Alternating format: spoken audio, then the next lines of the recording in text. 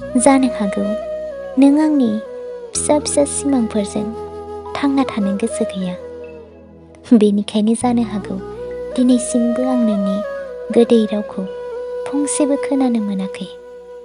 नाथाय सना, नों साननाय बादि आंनि सिमांफोरा एसेबां फिसाबोथ' नङा।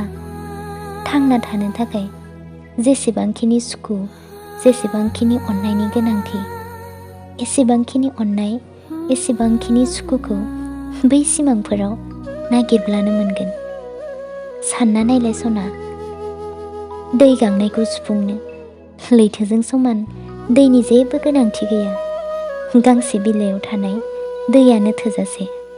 नाथाय दा आं बेनिखायनो गिखांनाय मोनदों जे नोङो नोंनि सुखुनि थाखाय लैथो नागिरै नागिरै दैमाखौ खोमाना लासिगोन नामा।